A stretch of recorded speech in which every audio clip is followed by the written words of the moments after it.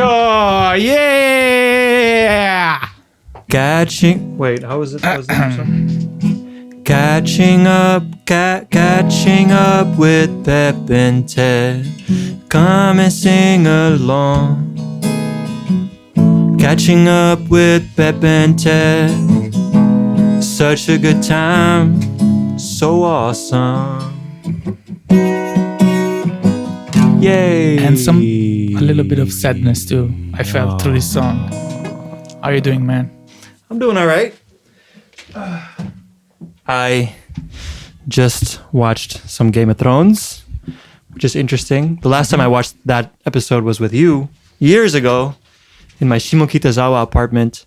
Yeah. On the projector. I remember. With friends. Who was there? You were there. Billy was there. Manon was there. Yeah. He was there with his wife. So yeah. It's been interesting. I've been showing my roommate and one of my best friends Game of Thrones he's watching for the first time, and he actually really likes it. So not the last couple of days, but before that, he had like about 5 days where I would like go to sleep and he'd be watching Game of Thrones. And I would wake up in the morning and he'd be asleep on the couch and the Game of Thrones would still be playing. Oh man. Just like 5 days in a row. So yeah. I remember those times. It was fun. Keep it a little bit closer to the mic. Closer. Yeah, I know. For your mic, sorry, you got to be pretty close. Like this? Yeah, just as close as you can get without kissing it. All right. Cool. Yeah, it was fun. Remember, we used to always eat the banh mi? Oh, yeah. Yeah, I forgot. We used to always eat the banh mi sandwiches every time we watched Game of Thrones because it was right around the corner, right? Yeah. It's like a Game of Thrones thing. Banh mi, and then we went to that other shop. The not combini shop. Okay, yeah. The one that actually gave you poisoning or something once, right? I don't remember. Because you had like a bad pack of potato chips. Oh, I did. Yeah. It didn't give me poisoning, but there was like this one little small little family-owned supermarket with this one old Japanese dude whose neck was like wrong or something. So he was always like this. Oh, really? He would always speak to you like this. He'd be like, I didn't know your money like this always. And then one time I bought some potato chips from there, and like the whole bag, I was like, man, these don't taste right. I know what they're supposed to taste like. This is not it. And then I came to the end and I realized there was a pretty big hole in the bag. And so I think a rat had been eating from that bag of potato chips. They were outside. They were in front. This is going to be the episode from your TV series titled The Time That I Shared a Potato Chips Bag with a Rat in Tokyo. Nice. You know, this actually reminded me of something. Yeah. It's interesting because I don't think people now realize how big of a thing Game of Thrones was when it was. But I have a lot of memories of watching Game of Thrones with different people throughout my life. You know what I mean? Like the show went for like 10 years or something, 8 years, a season a year, probably like 9 or 10 years. Yeah.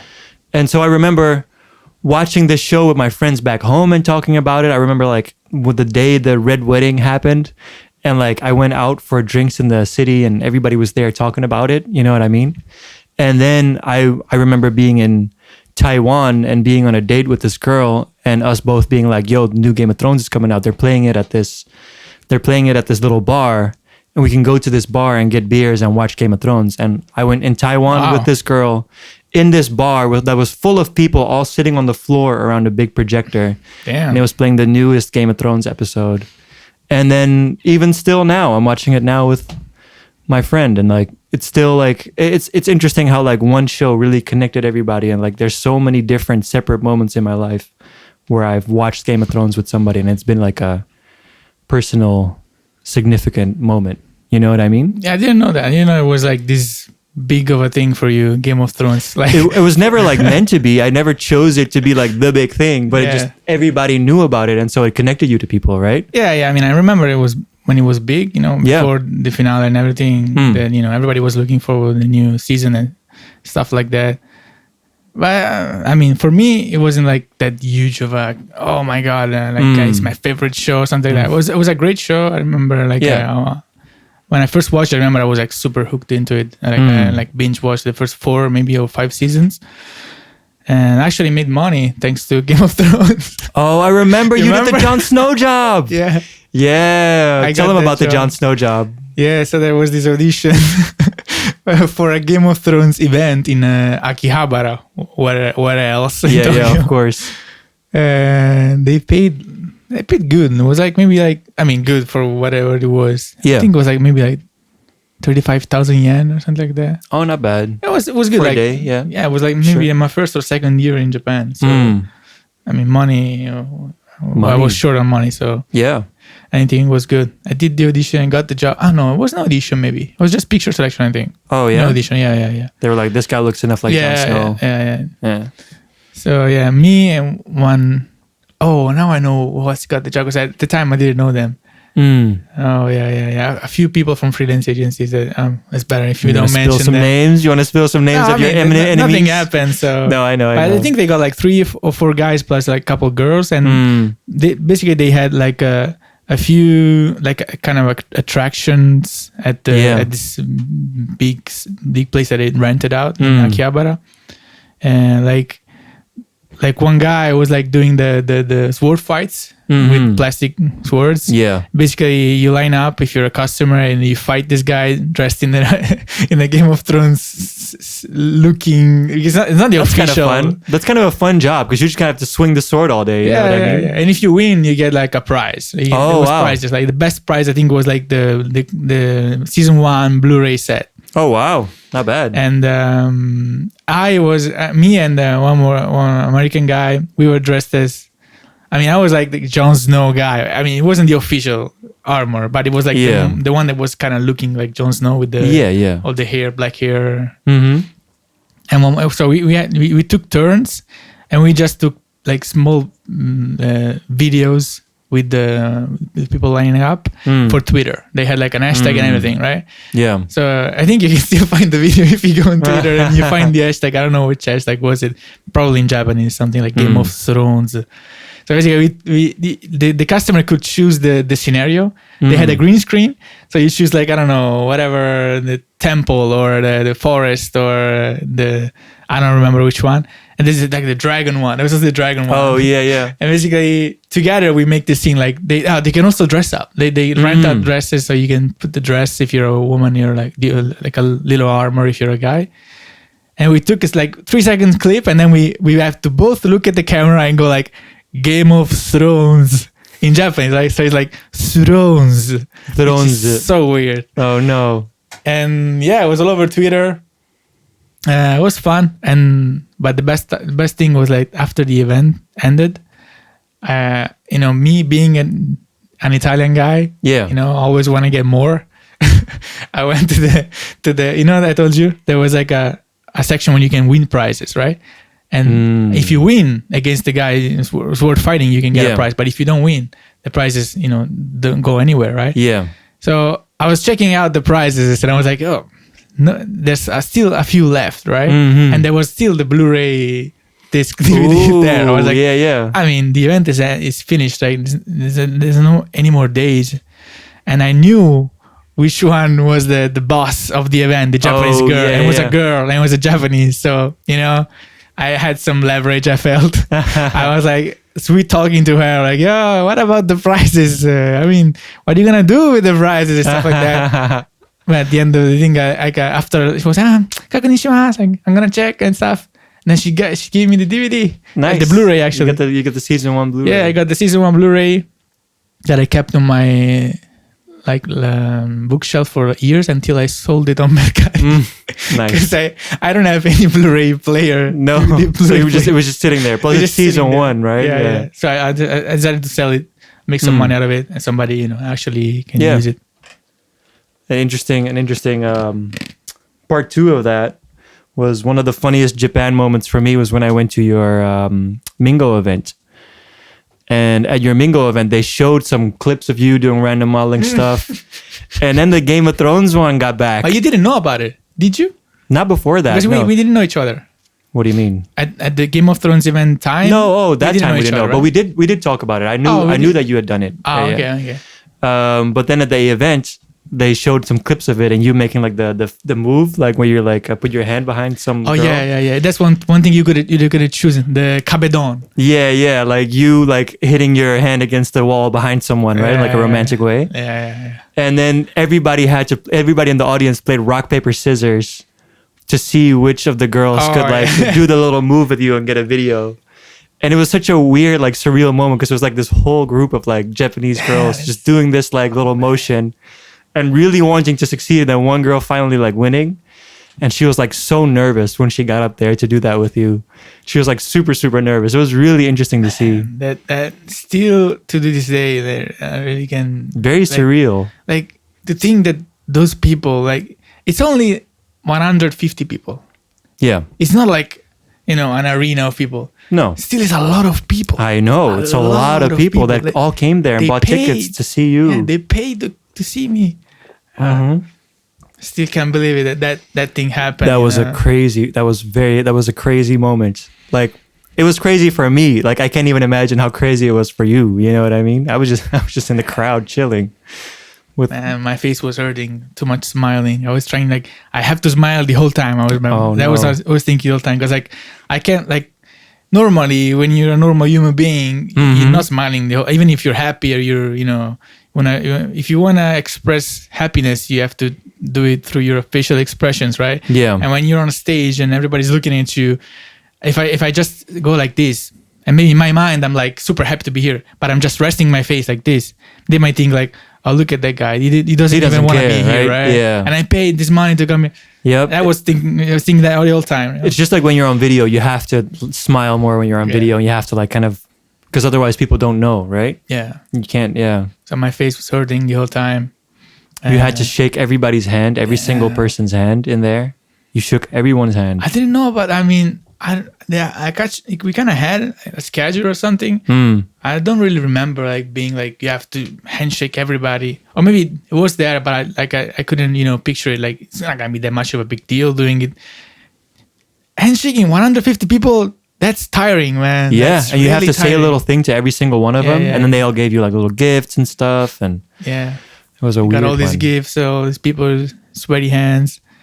One dude was like was actually deaf. Oh, okay. Yeah, it was funny. It was like I think that dude like texted me or like tagged me on Instagram like a few days before, and it was something so good. I remember like there was this super good post that he made for me. Okay. Yeah, this guy, like somebody on Instagram. I remember like really like stuck with me this post, right? And then I meet this deaf person at the event. I was like, oh, that's strange. But like something clicked to me and it connected me to that post because I think that post said something about the fact that he was deaf, but it was like Mambingo was super fun for him or whatever like that. I really, I remember after I met him, I was like thinking about him the whole time. I was like, oh, I can't wait to go back and I check Instagram to see if that post was connected to him. Yeah, I can't remember what was on the post because like, it's been a long time. But yeah, that guy, and then basically all girls. All girls. All girls. All Japanese girls there to see Terrace House Pepe. Yeah. What you gonna do? I mean, of course, it makes sense. Yeah. It was very surreal. Very surreal. It was that, and then there was my how do you say it? The guy that cuts my hair, like hair or whatever. Your hairdresser, your barber. Which is actually. So he actually bought the tickets and came there. Wow. Like he told me he was gonna come. Like I used to basically this guy. Yeah. I met him at my very, very first shoot in Japan. My starting, like my career starting shoot, I met him. Yeah. It was for a magazine that now doesn't exist anymore. So I met through this editor that like just scouted me on the street in Shibuya. I had this shoot, and then the shoot, he was the hairdresser for the shoot. A little bit closer to the mic. Sorry, he was the hairdresser for the shoot. Like after that time, we met like for every shoot, of course. Yeah. And he's like the tencho, it's like the boss, like the second in command kind of thing. Yeah, not the owner, but the one in command of the shop in Omotesando. So every time I needed to cut my hair, I just would go to him, right? So we got this kind of friendship, but it's more like whenever I need to cut my hair, I go to him. To him. I wasn't expecting him to like to you know, to actually buy and come to the event. It was super nice. And I saw him in the crowd. I was like, oh Nice. my god, he came! I can't believe it. And then of course you guys, you came stuck in we the were back. there. Yeah. Yeah. Mm. The guys didn't pay, of course. I bought the Mingo. You bought the Mingo? So yeah. I remember I bought we the have the Mingo. video. That. Yeah. Mm. Yeah. Was that there? Anton, Manon, you, Sam. yeah. Sai was there, I think, maybe. Sai, yeah. Damn, that was surreal. That was probably one of the craziest moments that you've had in your manga career, no? Absolutely. Like, Mm. I mean, of course, it's all because of Terrace House. Because like, no way a newcomer manga artist makes an event. No way any manga artist makes an event. Yeah, Even if you're right. famous, you rarely, especially if you're famous, you're not gonna do anything like that. Yeah. But I mean, there are a lot of like, you know, festivals and stuff like that where mangaka show up to sign copies and stuff like that. So it's a thing that, you know, happens, but happens later on, right? Yeah, and also I feel like it's something that mainly happens with like idols and things like that, right? Yeah, this was more like an idol hapshu, thing. like, yeah. Was nothing like manga wise. Like, wasn't. So it was, you know, a new experience, something that probably I won't do again, even though it was fun. But I don't know, like, I don't like to be the center of attention.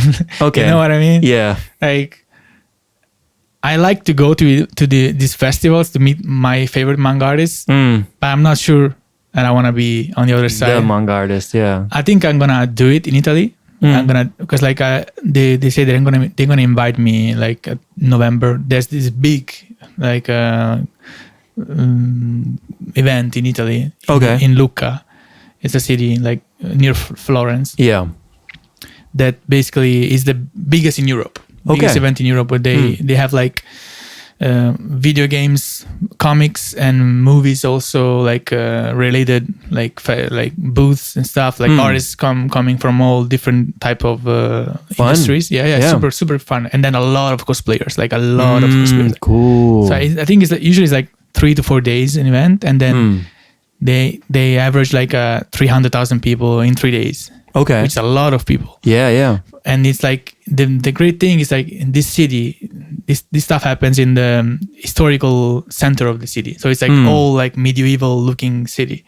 Yeah. And then you have all these cosplayers in this medieval environment, and then the artists, the comic writers from America, from Japan, from Europe, from France, from all over the world. It's a great event. So I always wanted to go there, of course, to check it. So you know about the event and you already wanted to go there. Yeah, I've been there 2 times when I was in university. Oh, wow, cool. Yeah. I went to meet maybe you don't know him, but it's a famous mangaka in Japan. It's called Hanazawa Kengo. He made like I Am a Hero. It's like a horror movie, zombie kind of stuff. I met him. I got a sign and everything. And one time I wanted to meet the author of Death Note. He was there. He was one of the guests. Oh, yeah. But I couldn't make it in time because like trains in Italy, and then there was crowds everywhere. It's so difficult to go around there. But it was fun anyway, you know, just being there. And this year, the Italian publisher for Mingo, they said they're gonna invite me in November to be on their booth, you know. So I'm gonna be there signing stuff for Italian people that come. Fun. It's fun because you know they're gonna just pay me from my trip to Italy, which is always great, you know, despite everything. So I'm gonna try that, but I don't think I'm gonna ever do anything like idol kind of like thing, big, like celebrity type deal. Yeah, pictures and because you're not really trying to be one, right? You're not trying to be the next like big foreigner in Japan. No. I mean, everything I do that it's like model or idol wise is always for money, always just to because like Tokyo is expensive as hell. So anything that can keep me here longer and can make me draw manga for longer, it's welcome, you know. But I don't have like any goals to be like famous in TV and stuff like that. I didn't have it even before. I didn't know Terrace House was gonna be this much of a big hit. But so yeah, it was fun. You know, it's always a good experience to have. You know, nothing bad can come out of it. I think, like, especially if you if you are a creator, you make something out of anything, right? Even if especially if it's a trauma or if it's a great experience, you can use both of the experience you get. Yes, definitely. You can use any big event, anything that really like touched you, whatever you did, whatever type of way it was, like you can make something out of it, right? Yeah, you can use it. That was I was thinking today. I was like, I mean, there really is no failure in life, in my perspective. Like, even if you fail, quote unquote, fail on anything career-wise, like, I think it's all a state of mind. Like, if you're in the right state of mind, failure just doesn't exist as a concept for me. I think, right? I understand, because you just keep going and you just take whatever, like you take that lesson and you just exactly it's as long as I like experience my everyday whatever I do at my fullest, or I'm in the moment. As long as I am alive, that's good enough, right? Yeah, you just keep going. There's no success and there's no failure, I think. No, and there's no like things that, like, of course you want things, but nothing that you get is really going to change everything for you. It's just you're just gonna keep existing and you're gonna keep going through the motions. And as long as you can do that in your own way and get what you want, what you need out of it, I guess, then you're gonna be fine, right? Because it's just sorry. Oh no, it's just like I feel like if they send you back to Italy, you'll be fine too. If they send me back to the Netherlands, I'll be fine too. So anything can happen tomorrow, and we'll just be like, whatever, we'll deal with this. You know what I mean? Even when I think about, I think it's a thought that came to my mind after all these interviews that I did in Italy through internet, and a few more that I did in Japan. Yeah, like, you know, you always answer basically the same questions all over and over again, right? Mm-hmm. And after a while, you know, answering the same question over and over again, you kind of get something out of it.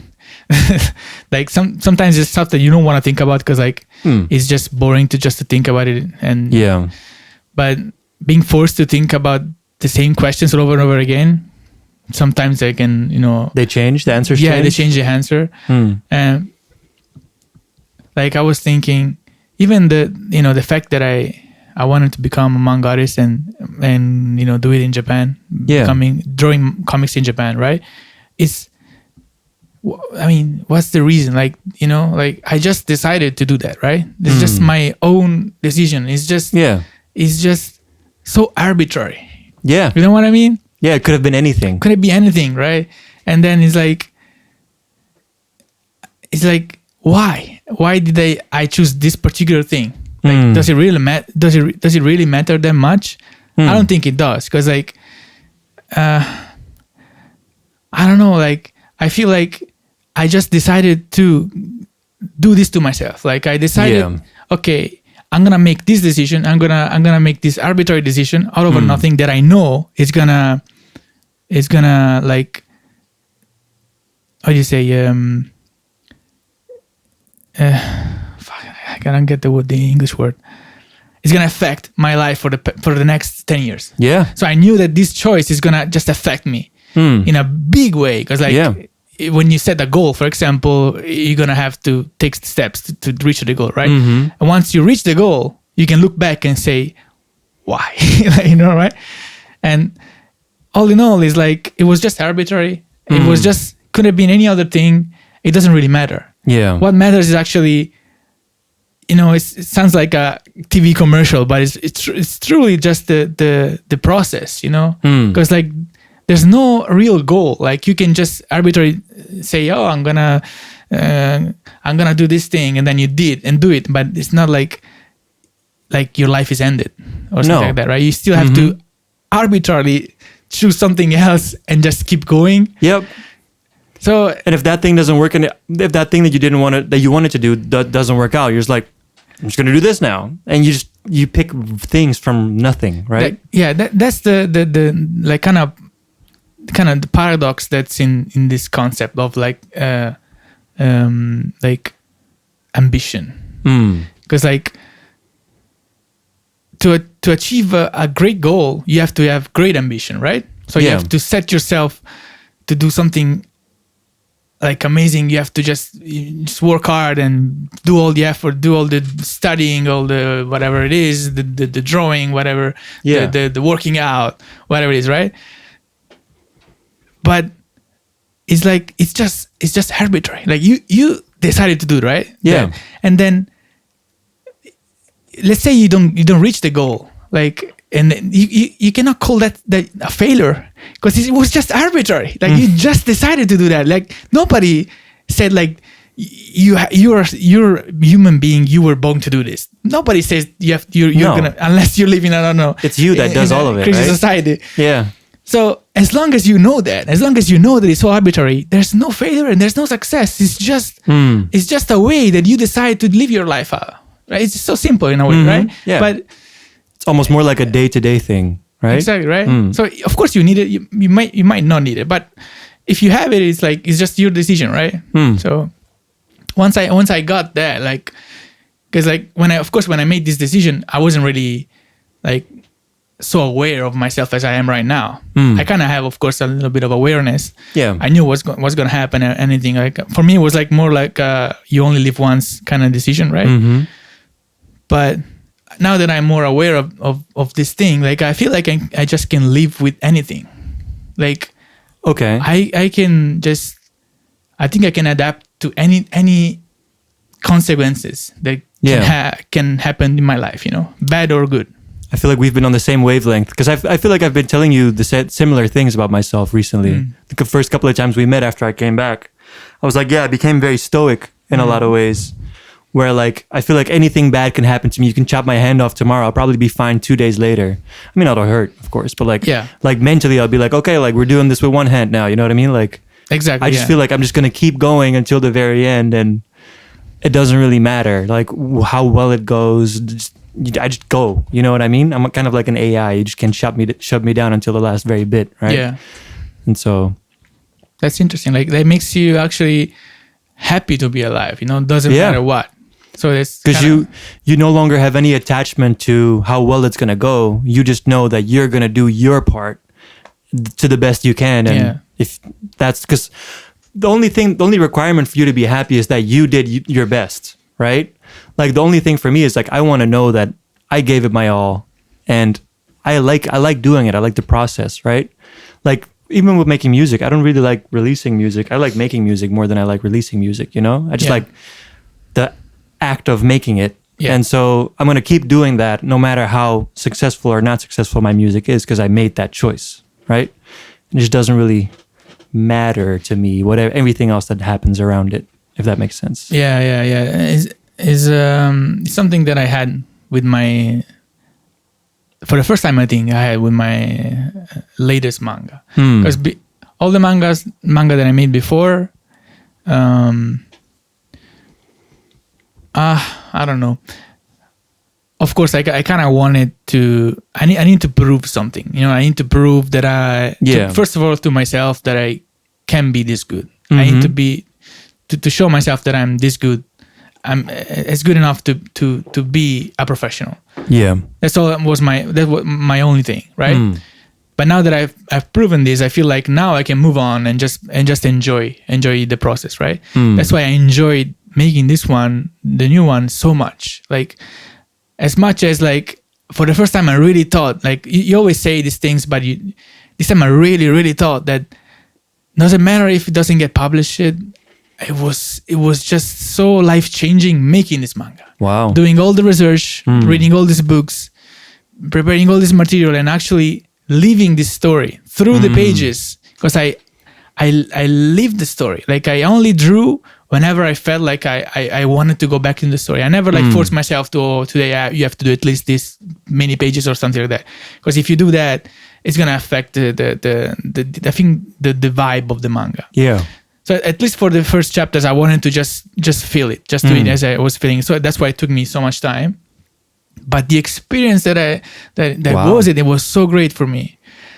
But at the same time, now that it's done and I can read it and I have this thing done, it would be such a waste not to publish it. Yeah. And I feel like it's something that I feel like needs to be out there, needs to exist, which is crazy because this thing of course, it was already out there in a different way. But now, in the form that I gave it to it might exist outside of myself, outside of my mind, which is an amazing concept. But I want it to be out there for other people to just maybe like kind of give them the same sensation that I had when I was making them. So right now, that's my state of mind career-wise. Yeah.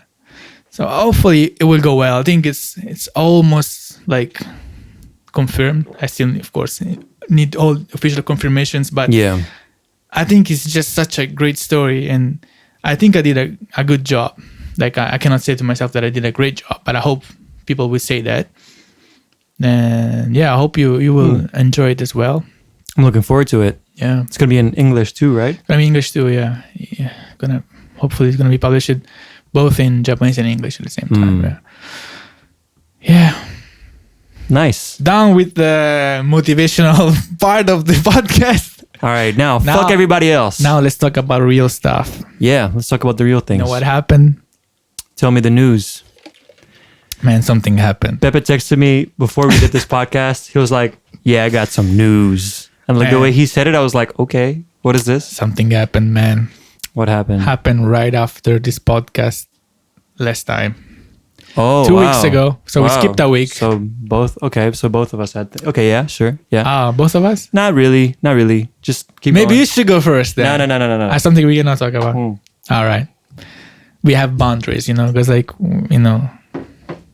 anyway, this is good stuff. Yeah, tell me. So we finished the podcast and I decided to walk back. After the party? Yeah. No, wait, this wasn't the party. No. After the podcast. Second podcast. Yeah. You decided to walk back to where? To Shinjuku Station, to take the train from there, right? Because I was like, I don't want to take the metro. I don't want to, I want to walk a little bit. Don't tell them where I live, but yeah. Of course, it was a good day. And I was hoping to meet Kanye West in the streets because we were talking about the fact that he was in Harajuku. Yeah, fuck off. That Teddy lives in Harajuku. This is Mijijingu Dori, right? Yeah, that's where we are right now. In front of it. And there's some guy gonna be like, he's definitely not there. So check that out. Yeah. Gonna find him and steal his guitar. Anyway, so I decided to make this decision. Man, this decision just to walk to Shinjuku. I could have taken the train. I could have done something else. This decision has affected me in the last 2 weeks. This simply just decide to which station to walk to. Yeah.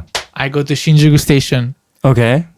It's the west exit. You know that west exit? I know the west exit, of course. It's the one that goes underground. There's like this with huge, all the cars and the big camera. Exactly. Yeah. There's like these big columns with commercials on it, right? Yeah. This time, they had one commercial. And it was Magic the Gathering. They had this beautiful commercial, man. These huge Magic the Gathering cards on the columns. Man, so beautiful. I was like, why haven't I ever played Magic the Gathering? Oh no. Dude, I was like, I'm going to go home and I'm going to download Magic the Gathering on my iPhone. No. Man, it's so good. Thanks, man. Thanks. I'm so into it. I'm so happy, man. This may sound strange. Oh, no. This may sound like just a joke, but it's real, man. I was so stressed, man, doing this manga and all this stuff in Japan. Yeah. Like, we talked about in the last 2 podcasts. I download this video game. That's the great thing about video games, I think.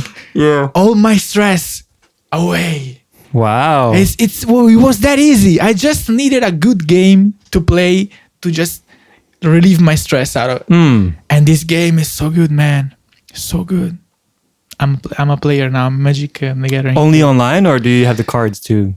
Of course, I had to go buy some cards just to see them, right? But it's like no way I can play physical Magic. It's so expensive. It's too expensive, and also like where do you play? You have to go to Hakihabara in these super small places with all these people. All these sweaty dudes. Yeah, and then it's difficult actually to play in physical because it takes a long time to finish one game. Yeah. And then you have to make all the calculations and stuff, and then you have to remember all the turns, and the app makes it so easy to play because it does it all by itself. And it's so well made. The game is so well made. Oh man, I'm so happy that I found this game, man.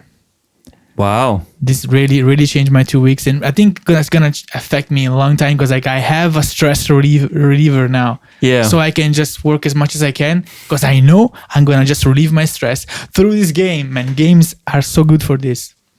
Now I know when why. you find a good one, yeah. When you find a good one, now I know why. I think almost all of manga artists, they all play one game. Really? Yeah. I for once I know. The guy from My Hero Academia, he plays Pokemon Go. I was like, why do you still play Pokemon Go? Like, why do you need this stupid game? You need a stress reliever. You need something to just he's gonna maybe waste a lot of money on it. But even the fact that the action of paying, I think is a stress reliever for some people, right? Yeah. So he can do that. I think he can just pay to just relieve his stress through this game, or maybe other games too. And for me, it was like I felt that like just having something to just my brain to just relax. Yeah. You don't get addicted? Not that much because like I can control myself first of all, and then like the game kind of the way it works, just after a while either you get tired or it's just there's no reason to play anymore because you got these rewards every day, daily rewards, daily quests, stuff like that. As long as you do that, it might take 2-3 hours or whatever. You can do it like if you're good at the game, we can be even faster, right? No matter how many times you win. So sometimes you like now that I'm better, I can just finish very, very fast. Yeah. But before, of course, I was just I wanted to last long. I wanted to play a long time, right? Just to understand the game. And even when I'm not playing, it's good just to to search, like to learn about the game, learn about the lore and about because it's like the very first trading card game. You know that? Mm-hmm. Yeah, no, that's the original. Yeah, it's the original one, right? I used to play it as a kid. Really? Yeah. Wow. Yeah, that makes sense. For me, like I used to play Overwatch to have this effect, but I ran into a problem where I would get too addicted to it. So I would wake up in the morning and just want to play Overwatch and not want to make music or do anything productive. And it ended up with me feeling like a piece of shit because like, oh man, I really spent this entire day just playing Overwatch. You know what I mean? And so that's why I sort of like vetoed games for myself. Like, no, just not doing games anymore. Just no, it's over. And the problem that I run into now is that I don't have a stress reliever. You can try Magic. I've tried it actually online too. When it just came out. But the thing that I run into, I have a really big problem. This is like honestly like one of the bigger issues that I have at this moment is that I find it really hard to not be productive. So if I'm alone and I put on a movie, within like 10 minutes, I'm going to be like, oh, I can't watch a movie. I can't watch an entire movie alone. I need to do stuff. And so I start cleaning. I start doing singing practice. I start doing programming. I start researching things I don't really need to know about. Like yesterday I watched the whole like 1.5 hour lecture about the way fat works in the body and the endocrine system and how it's all connected and blah, blah, blah. Just so that I could not do something that I completely needed, but also not be unproductive, if that makes sense. And so I have a big problem relaxing, actually. I find it hard to shut down that part of me, Yeah, you need to find something, man. Like I don't know what. I was like that before this game. Yeah? Like I couldn't just, as I told you, I'm like rewatching Breaking Bad. I was rewatching Breaking Bad too. I saw it on our Netflix, yeah. And I just couldn't just stay all day watching Breaking Bad. First of all, because I already watched it. But the good thing about my job is that I can listen as I draw sometimes. Depends on what I'm doing. If I'm just drawing, like something that I know just to draw, and I don't have to like, I don't know, arrange the page in some way, or I don't have to think about the story, I can listen to something. So what I do is like I just listen to Breaking Bad. Okay. I put it on background and I work. So I can just arrange it. But of course it wasn't enough because I still need something just to relax. You need to do some active activity just to. Yeah. I think it's like as long as I did at least like, let's say 4 or 5 pages one day, I think that's good enough for myself. So I can relax and just play this game or just watch something on YouTube or Breaking Bad. But yeah, you need to find something to relax. I don't know what at this point. I'm pretty like, Because I know if I get really deep into games, I'll just have the thing again where I get addicted.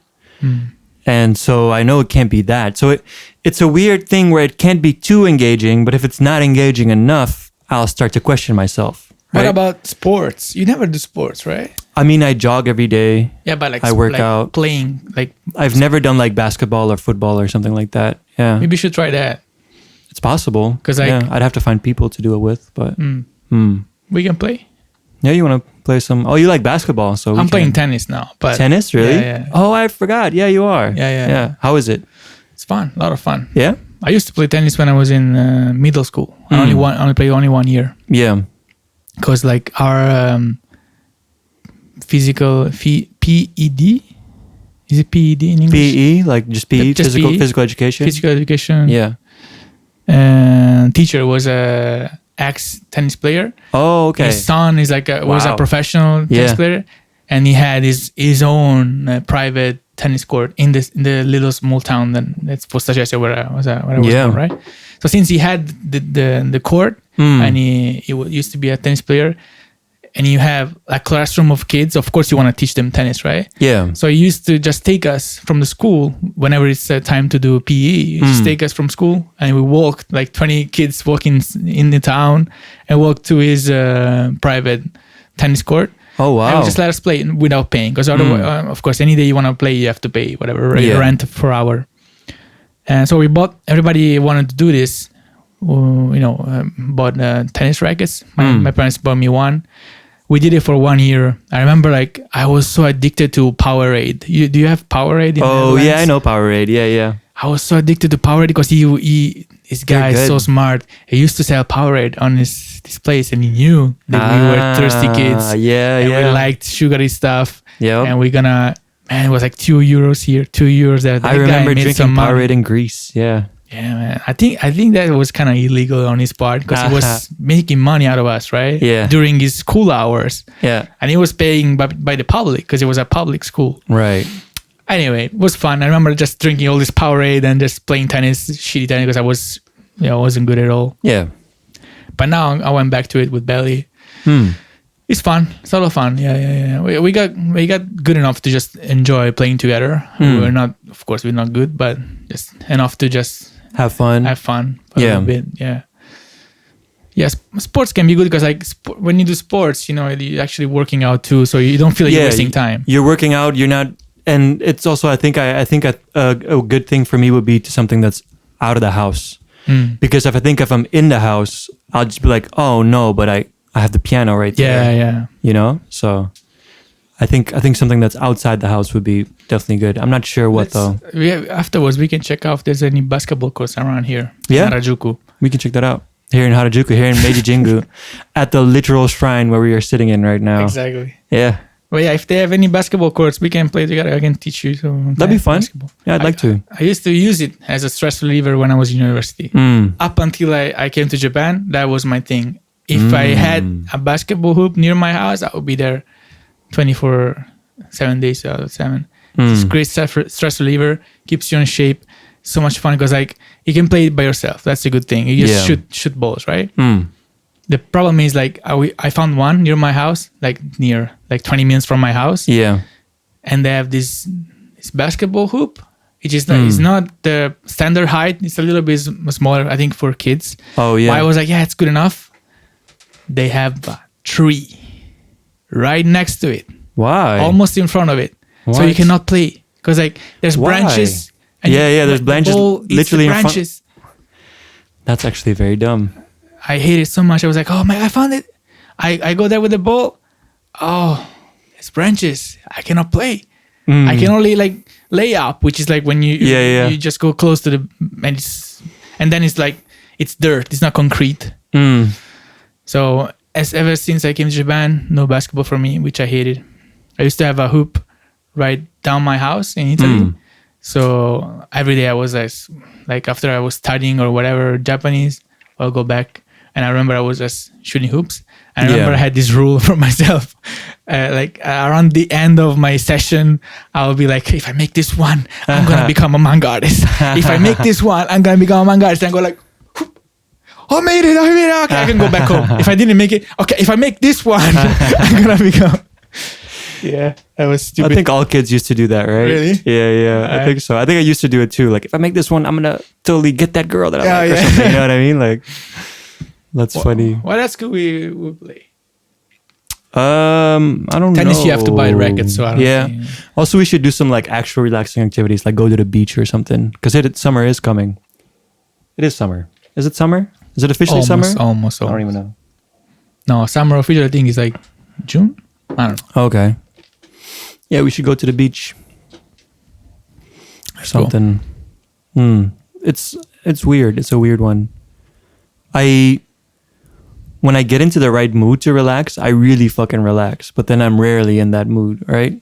And so I just kind of try to relax by doing things that are productive, like working out, meditating, jogging, stuff like that. And that's sort of my relaxation, but it still feels like you're doing something good for yourself, right? So, what sports have you done?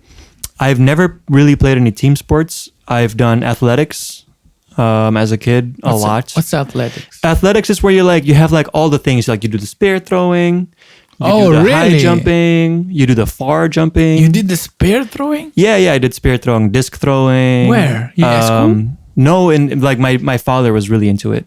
Oh. And so and through my father I also did I did swimming a lot as a kid, because I think I told you my brother was like a really good swimmer. He was the champion of France, Belgium, and the Netherlands at some point. And so my entire childhood was just going to his swimming tournaments basically, and playing Pokemon on the Game Boy Color. Nice. And so and doing surf with Blastoise. Doing surf with Lapras always. Lapras, yeah. Go, brother, go! Yeah. I'm coming with you with Lapras. Surf, hey, there's an item. But yeah. So I've never done any real team sports. I never liked them for some reason. I've always been like, I mean, I can just play games and not get injured, because I feel like so many people get injured playing team sports. Like, I know so many people that are like, yeah, I played a lot of football and then somebody hit my leg and now like, yeah, I can never play football again. And I'm like, wow, okay, yeah, doesn't sound worth it. Yeah, never had that with any team sports, like, of course, football, soccer, and basketball in Italy. But I had it with skateboard, because like all my friends in the first 2 years in high school, they were all into skateboarding. And I mean, if you didn't buy a skateboard and if you didn't hang out with them, you were not cool, right? Oh, yeah. So I wanted to be like them. I wanted to, skateboard with them. So I bought a skateboard and I started to do it. And then I remember, like, there was one guy in this group of friends that I had.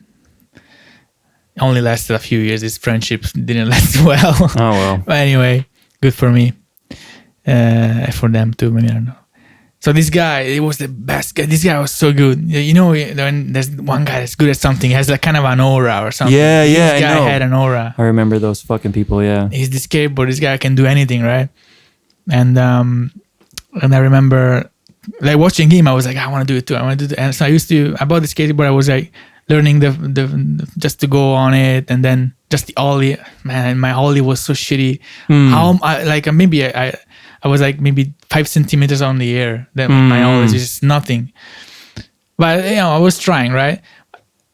That's like the kind of a regret that I have is like that they didn't really help me out, like, which is shitty. If you're friends and you see one of your friends starting skateboarding, you should help him out. You should help him out, yeah. They were like all kind of, too cool and being aggressive, like, yeah, you're not good as us and whatever. Yeah, like if you want to skateboard with us, you have to go with us to the big city, which was there's a big city near my small town. Yeah, they used to go there with the bus, right? So if I wanted to skateboard with them, I had to take my skateboard, go with the bus with them, go there, and they will just whole day just skateboarding. I wasn't that much into it, right? I was hoping just to do it in a small town, whatever, in the streets, and then that was my mind, Yeah, that never happened. I never went with them, but I remember, like, as I was starting skateboarding, this guy, which is the greatest guy I've ever, I see him one day on the bus to go to school, and he's like, what do you call the white thing? The little cask? He has a cask on his arm?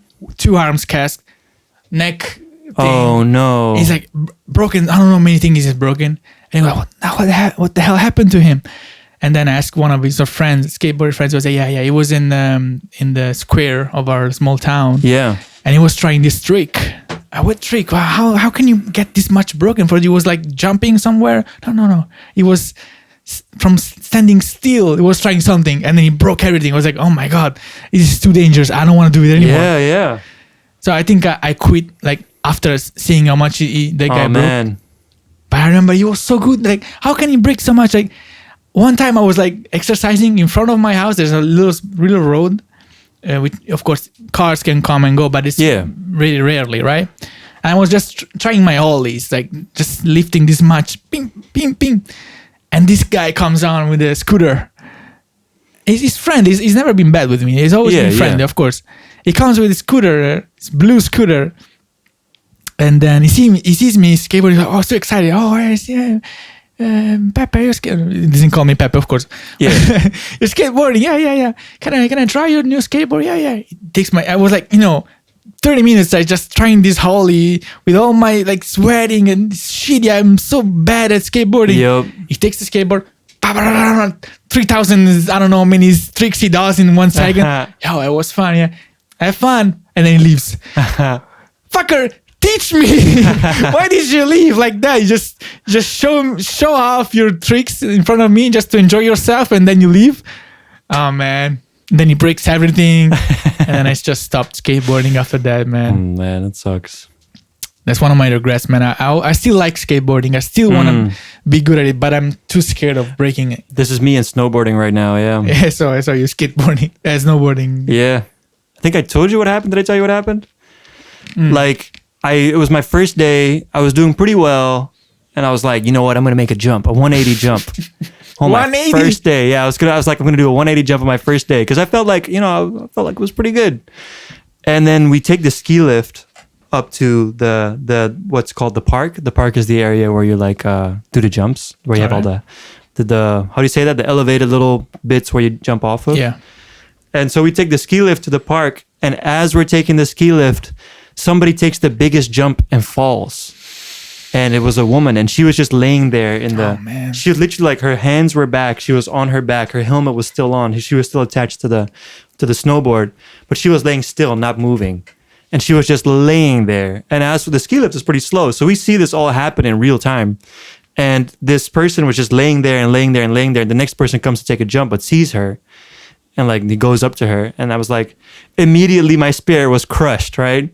And I like went down, tried to do a few jumps, but it didn't really, I was too scared. Like one time I even like went up to the thing and was like, nope, not doing this, and went sideways. I was just that scared already, right? And then I'm like, okay, let's just try it one more time. And if I'm still super scared, then I just won't.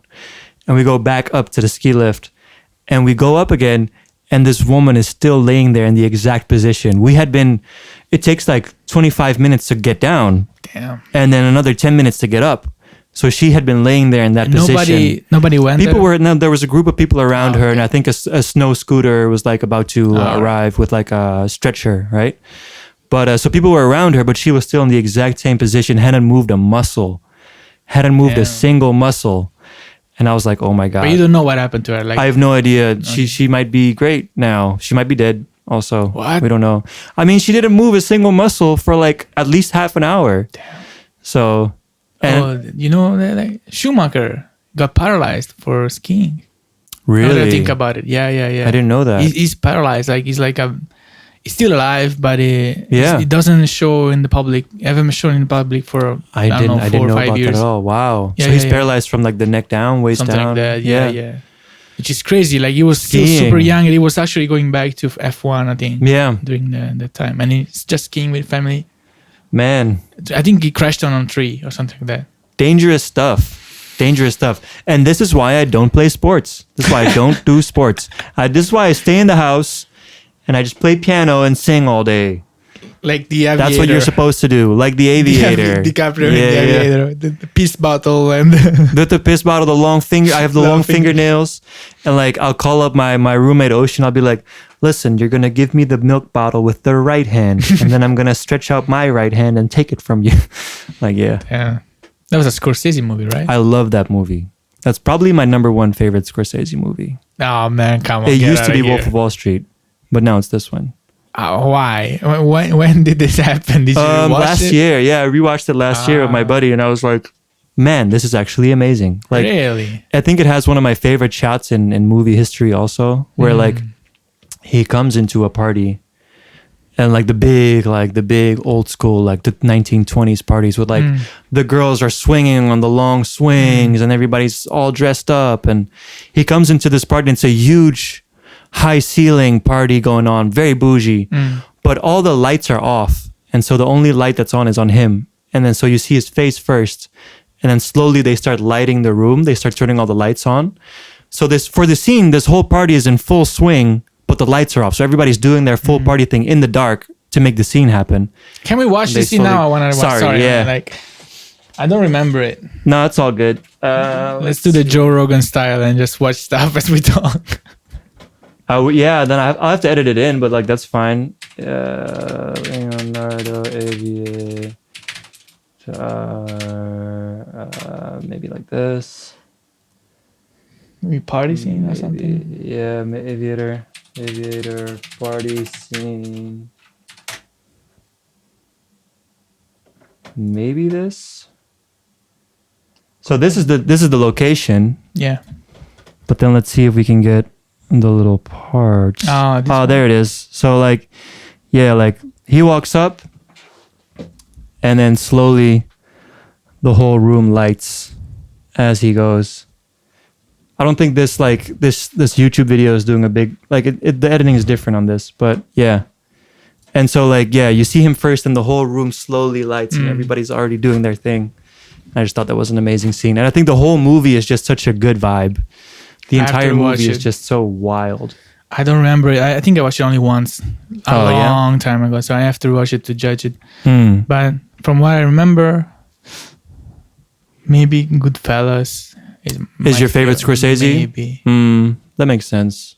Which others did he make? He made Casino, which I think is very good. Casino, yeah, but I didn't like Silence too much. To be Silence! I liked it a lot. Yeah, I did. I watched it halfway. I find the whole Christian missionary thing very hard to relate to, if that makes sense. And so I just couldn't really relate to the characters and their motivations. And then I know the whole thing is like an homage to like Akira Kurosawa movies. Yeah. Which I've only watched like 2 Akira Kurosawa movies. So I don't have like a whole big nostalgia for that. And so I was just watching it. I was like, all right, I guess. I don't even like Andrew Garfield like that. And I'm like, yeah, it's whatever. So I didn't really like it. It's just me personally. Yeah, I remember I liked it when I watched it. It was very painful to watch. It's painful to watch, and I don't know. It's good to. I think it was good to have a movie where Japan doesn't come out good for once, because like I don't think that there's many Japanese movie about like any time period where Japan was acting like the bad guy. Like the bad, let's say like that. Yeah, yeah. So I felt like it was, and it's actually based on a novel by a Japanese guy. Of course, it's not it's an original screenplay by Scorsese. Yeah, I remember I had a good memory. I might be just for the first time I watched it. It was like that. But can change my mind later. I just really like movies that have like a good雰囲. Like I'm really a huge like multiple time watcher of movies. If I like a movie a lot, I will watch it 8 times. You know what I mean? I've watched Wolf of Wall Street maybe like 7 What's times. your most watched movie? Most watched movie probably Moonrise Kingdom. Oh, you're really into that one. I watched Moonrise Kingdom, and I think Wolf of Wall Street and Moonrise Kingdom. I've watched them both like 7 or 8 times. You were so into Moonrise Kingdom. Oh, okay. Yeah, because like the whole island Boy Scout idea is like really ingrained into me from my father. My father was a Boy Scout and a sailor. And so I spent my entire childhood sailing every summer for at least 4 weeks. So every single year I'm sailing for at least 4 weeks, maybe like 2 months, right? And so sailing is just a super huge part of my life. And we have we have 5. We have 5 small islands in the Netherlands. And of course, when we're sailing in the Netherlands, we're just going to go to those islands, right? And so I have all these memories of time that I spent on these islands with my imagination, because I'm there. There's kids there, but like a lot of the times it was just me and one friend. And I would just have all this imagination running through these islands and thinking about stuff, like thinking about little adventures that could possibly happen on this island. And so to see a movie like kind of take the exact adventures I was imagining and then making it, plus it's a Wes Anderson movie, it's like, yeah, that movie really clicked for me because I was like, I'm that small island boy. You know what I mean? Yeah, it was the least one I liked, I think, in Wes Anderson. For more people, yeah, a lot of people didn't like that one. Because I've never done Boy Scout. I've never been a Boy Scout. I don't like Boy Scouts. I just don't like the vibes they have, the imagery, and like plus in Italy, there's all the stories about whatever pedophiles and Boy Scouts stuff. I mean, it might be a stereotype or might be that there was actually an issue. There's still an issue. I don't know. Sure. But yeah, I still like the whole thing about Boy Scouts has never intrigued me. It's interesting. So it's always, and that's why I didn't like Silence because I didn't like relate. I guess it's all about what you have a certain nostalgia toward, right? It's all about what you like. Even when you listen to music, like some people grew up with a lot of guitar sounds, and so now when they hear a guitar sound, it takes them back. It takes them somewhere, right? Yeah. But like, and other people didn't have that experience, and so even with movies, like I had this whole island experience that essentially primed me to love Moonrise Kingdom. Yeah. Whereas you didn't have that, and so you saw it and you couldn't relate. You were like, "What is this? This is weird." Boy Scouts, okay. You know what I mean? Yeah. Which is interesting because and that's how you kind of know you can't really make universally good art. You can make good art, but it's always, you always, one thing I learned more and more is that when you make art, you have to really tune into one thing. And people that can relate are going to be able to relate, but people that can't relate, they just can't relate. You can never make art that pleases everybody in a sense, even though Marvel tries very hard. They're actually succeeding in a way. They're succeeding for sure, but also is it art? I'm not sure. Yeah. But can you guess which movie is the one that I watched the most times? I want to say Royal Tenenbaums, but I'm not sure. It's probably not a Wes Anderson movie, to be honest. We have two more. Two more guesses? Let's see if you get it. How much do you know me? I don't think you know me that much. Oh, fuck, because we've definitely talked about this. Probably. I think I told you. Yeah, I think you told me too. If it's not a Wes Anderson movie, Pepe's favorite movies, it probably is some fucking Italian movie that I know about because it's not an Italian movie. Oh my God. Last chance. Wait, fuck. It's not that hard. No, I know that you're about to tell me, and I'm about to be like, oh, of course, I knew about this, but Try last one. I'm trying to think of a movie that you really liked, but it must be one from your childhood because I remember you went through that phase in Venice where you would just like watch a million movies. You call my Venice phase childhood? Dude, I was 21, 22 or something like that. Oh, okay. Well, it must be from your youth. No, my youth, yeah. It was from Venice. You're almost there. Right? I'm pretty close to it. I was watching a bunch of movies. I know I'm in the ballpark because that was your big like movie explosion. Which one was it? Oh God. It's not that difficult. No, I know it's not that difficult. That's the worst part. I know it's like right there somewhere. Yeah, right in front of you. It's right in front of me, dude. Damn, I actually really don't know. Man, it's just a bad motherfucker of a movie. Oh, fuck! It was right there. Pulp Fiction. It was right there. No, I could have known. Pulp Fiction. I could have 15 times. But the first time I watched it every day for 7 days. Really? Every day I watched it seven times. Oh my God! In a row. Really? Never happened to me anymore. It was the first time ever it happened. That was that much of a good movie. That much like it really changed my way of looking at films and stuff like that. It was that good. Yeah. Plus, I think because every day for 7 days. Yeah. It never happened to me. I was like, I'm gonna watch Pulp Fiction again. I watch Pulp Fiction again. I think it wasn't just the movie. Of course, it was the movie, but it was also had something to do with English, the way they spoke English, and the fact that I was trying to get better in English. So I was just starting to watch movies in English, and I was around the time when I was stopping watching movies dubbed, because in Italy we almost only watch movies dubbed in Italian. Movie theaters, it's all dubbed in Italian. If you come to Italy, I have to take you to a particular cinema theater in a particular city that they have particular shows in its original language. Otherwise, it's all gonna be Italian. So since the movie was so great. Plus, like, I liked all the way that, of course, Tarantino's greatest talent is like the dialogues, right? Yeah, dialogues were so good, and I wanted to, I don't know, listen to it more. It was so addicting to the ears.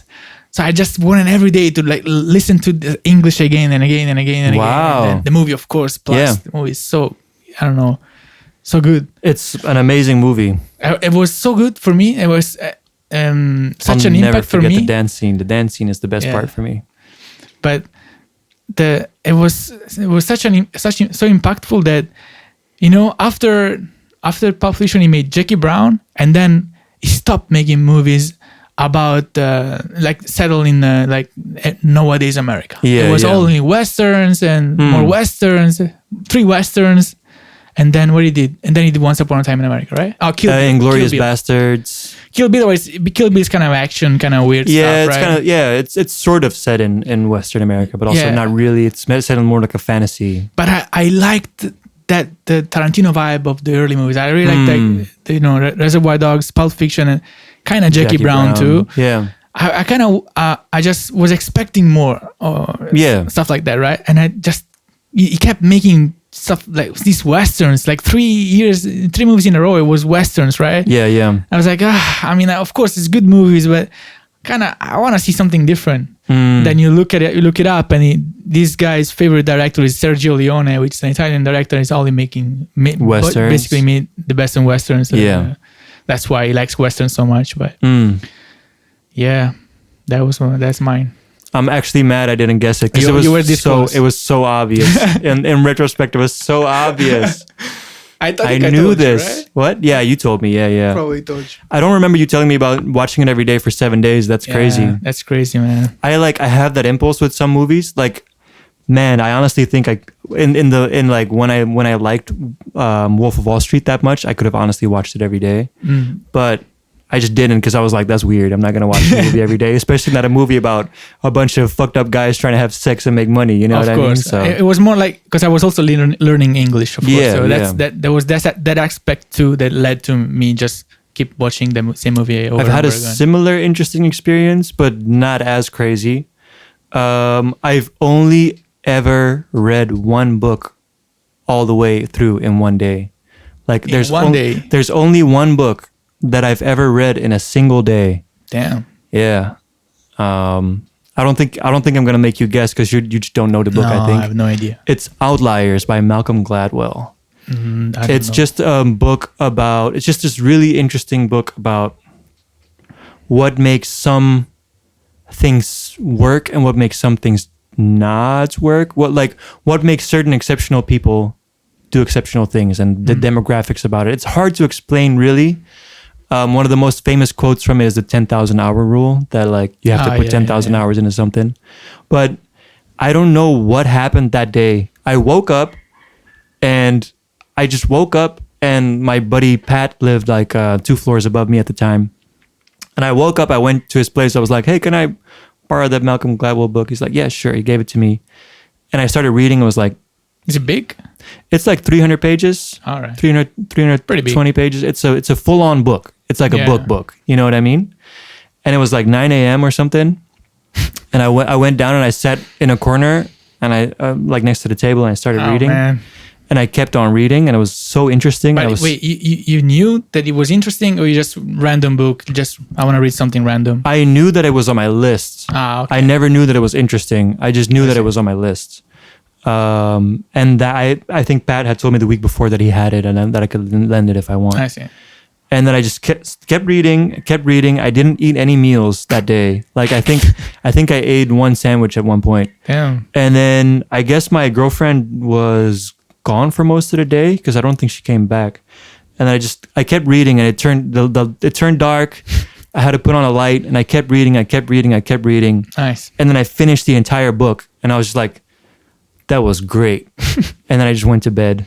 Like that was such a weird day. Like wow. I rarely experienced days like that. But like never happened to me. No? Well, you wanna guess which one is the book that I read the fastest? Not in one day, but Harry Potter? No, I never read Harry Potter. Well, Come on, you can guess this one. Oh, is it Dune? No, I mean it's not one Dune? of the. But I just wanted to tell you that just wanted to see you talk about the Italian book. I also gave you one copy. Man. Oh, I know. Okay. I was thinking you made it connect Yeah. to The that Piranha one. Yeah. Yeah. That guy's book, Saviano. Yeah. About Italian mafia and the way it works. I think those are the books that I read the fastest. Dune, like maybe second. I read Dune for a whole day, but Dune is long, so it wasn't a whole book in a day. But I did read when I read Dune last year. You recommended it to me. Yeah. And then I didn't read it until after the movie. And then after the movie, I loved the movie so much that I wanted to go back and read the books. And I'm happy that I watched the movie first, because there's still half a book after that, after the movie. But the movie was so visually stunning that when I read the book, I had all the faces and all the places in my mind. So I had a framework for understanding what this place looked like, what it felt like, you know what I mean? What the atmosphere was. And so I read Dune watching like actor's name, Paul Atreides, I forgot. This guy, Timothée Chalamet. Like I read Dune seeing Timothée Chalamet and seeing like Duncan Idaho and all those like characters as the actors and all these sceneries, and I think it really like added to like the experience for me. And I did actually read that book for a whole day too, but I ate and I went jogging, so it doesn't count. But I did read it. I did do an entire day of like just reading Dune, which is supposedly very bad for your eyes, but yeah. Like what? Reading books is apparently bad for your eyes. It makes you like... Because you're like the whole thing that like book nerds have glasses. Yeah, they have glasses because they fucking read too much. Yeah. I remember reading the autobiography of Malcolm X, and he never needed glasses until he went to prison and read like a ton of books. And he would read books with like just like the exit light from the prison, right? So like the lights would be off because he had to sleep. But he would read the books in dim light because he wanted to keep reading. And that's when his eyes got so fucked up that he needed glasses. It's funny, right? So long story short, don't read books. Just don't. Don't read any books. You have to decide what you need. Perfect eyesight or knowledge. Like, yeah. Do you want to be smart or do you want to see things? You want to be a jet pilot or you want to know to build a jet pilot? Or build a jet.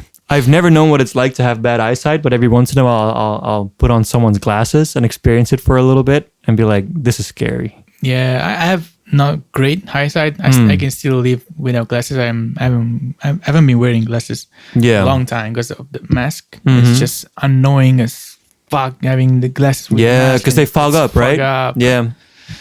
So I'm waiting till mask fucking era ends so I can put back my glasses. It's almost over, I think. Yeah.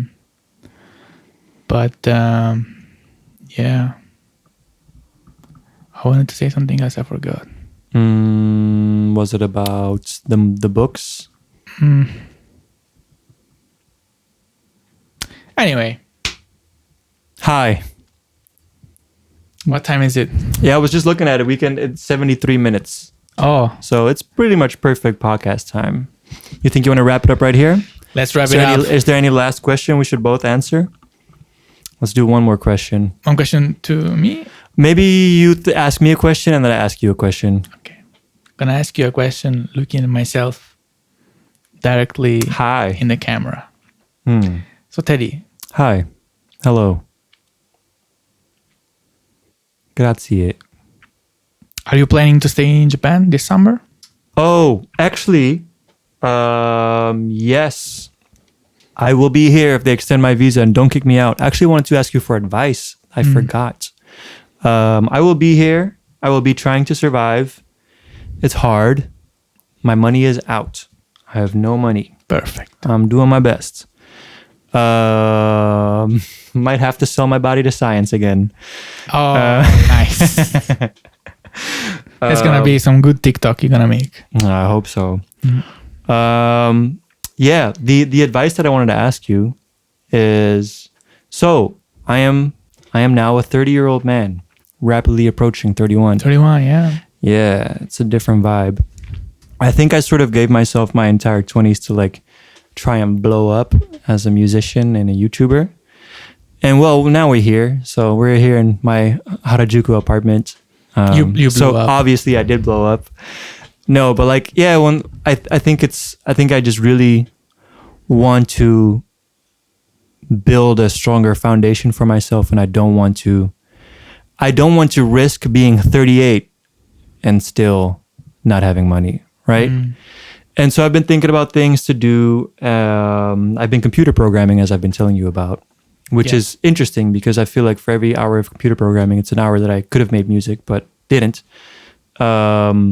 which is fine because it doesn't really work that way completely because you can't make music indefinitely. You can't draw manga all day, every day, right? Of course. You got to have different things. But I'm thinking about getting a bachelor's degree in programming. What do you think?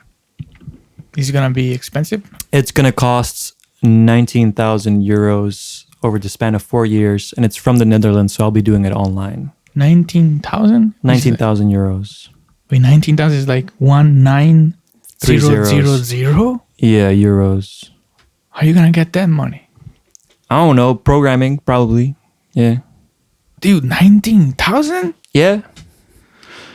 It's just like, in order to get a proper visa in Japan, you need a bachelor's degree. I know, but that's an expensive university, man. Like, I think my university, I mean, 4 years, right? I think that's about normal. Wait, 4 years? How much is it? 20K divided by 4. It's about normal. I think. I mean, the one that I went to, it was around 2,000 euros per year for 3 years. So it's way cheaper. And it was just, I learning Japanese language, culture, and stuff like that. History, hard. Yeah. So I think if you just need the bachelor degrees just to show it to the immigration office, and I think you can have cheaper options you can look into. Yeah, I just don't want to leave the country for it. I don't want to go to Sweden for 4 years or something. There's no other like online courses you can do to just get. This is the only one I found. It's Dutch. It's a good one. Like I know it's very proper, good, right? Yeah, I know that it's very proper. It's not bad. I mean, if it guarantees you a job, like if it's that it pretty much does. Yeah. What job is gonna guarantee you? It'll be programming, computer programmer. Yeah. It's like I don't know, whatever. The American university, I'm guessing, where you pay all this money, but guarantees your job, and then you pay the loan back with the job as you go on. It's pretty much that kind of thing, yeah. If you think that can work, if you think that you can take a loan or whatever to pay the university, but 100% sure, but it's gonna be in 4 years, right? Yeah. Before you work. 4 years. 4 years of work. You're gonna start working at 35, right? Or 36 or something like that. Yeah, I'm gonna like at 30. Yeah, like about this time, 4 years from now, I'll be like, yeah. You're gonna start working to make money to pay back. Pretty much. It's a rough one. Tough thing to suggest. But yes, if there's no other way. I feel like it's the best way to get like a very stable foundation where I know like I can't fail anymore and I can just go anywhere and work, right? It's the number one job where you can just do it from home and do it anywhere. And it's in demand everywhere you go. And so it's a rough one. It's a weird one. If it wasn't that expensive, I would say, of course, yes. So if it was cheaper, you would say go for it? If it was cheaper, I think. Because like you also want to stay in Japan as you do this, right? Yeah. I mean, you're still going to need money to live in Japan. I know, This is expensive country. Mm-hmm. I mean, if you can figure out the economics of all of it, of course, it's all good. Getting a degree, studying, all the stuff. Mm-hmm. It's all good stuff, of course. It's a weird one. It's weird going over these ideas now at like 30, you know what I mean? Because it's what most people do at like 21. Oh, of course. It's something you should have done before. Yeah. But I just wasn't able to. It's just no way thinking like that now. So, yeah. I mean, it's just economics. You just need to figure it out, calculate. Yep. Understand if it's feasible or not. Pretty much. And it's going to be a big like commitment in terms of hours as well. Yeah, because you're going to have to Those are hours that I'm not working. Those are hours that I'm not making music. Those are hours where... Does it have to be 4 years? That's the minimum? The minimum is 3 years, but I'd be working approximately 35 hours a week on it then. What do you mean? Like I can do it in 3 years if I want to. Okay. But I will. That will be 3 years of very hard work. But what if like... I mean, do you need 3 years of studying to start working? Is there no way, like after 1 year of this course, you get enough skills? Like I can do this work already now-ish. You know what I mean? That's not really related to it. It's more like having a bachelor's degree. It's just I can apply for document. It's honestly mostly for the document, which I kind of hate, to be honest, because I feel like I could learn all these things with YouTube tutorials. Then can't you get this document any other way? Not that I know of. No. I can fake it. Thailand? I can fake it and make a fake one, but that's about it. I'm not sure if that's the right option. Tough one. It's a tough one, dude. I don't really know. But I know that until I have that, it's going to be hard to get a visa in Japan or really anywhere where I want to go. And I think at some point I might want to go to New York or someplace like that. And I'm going to keep running into the same problem if I don't have this thing, right? Of course, yeah. The other option is to have a bunch of money. If I have a bunch of money, if I have $50,000 right now to spend, I can just I can start a business and get a visa that way. It's that easy, but you know. So many things I want to say, but so many things. What? Oh, what? What do you want to say? I think you're gonna wrap this up because it's a subject that I cannot mention anybody, anything. You can mention whatever I you can't want. mention your stuff. So. What? It's good. All right, sure. Anyway, it was fun. This has been a fun podcast. This has been another one of your Catching Up with Pep and Ted. I'm gonna do the outro song one last time. Boom. I feel like I didn't quite hit the notes on the first go around. All right. Which sucks because I have been doing singing practice for like 2 hours every single day. And so if I'm practicing singing that much, I shouldn't suck like that. You should get something from me too, like some maracas, some whatever for next time. We'll think of it for next time. Because I feel like lost here. Yeah, you're just sitting there. You're just the mascot, right? I just play with my feet as you play with your feet as I do the song one more time. Go. Catching up with Pep and Ted. Come and talk along. Catching up with Pep and Ted. So awesome. Oh yeah. Okay, I hit the notes that time. This time I did a lot better. Goodbye. See you next time. Subscribe, I guess, if you're on YouTube. Otherwise, if you're on Spotify, I hope you had fun. Goodbye. See you next week. Goodbye. Bye.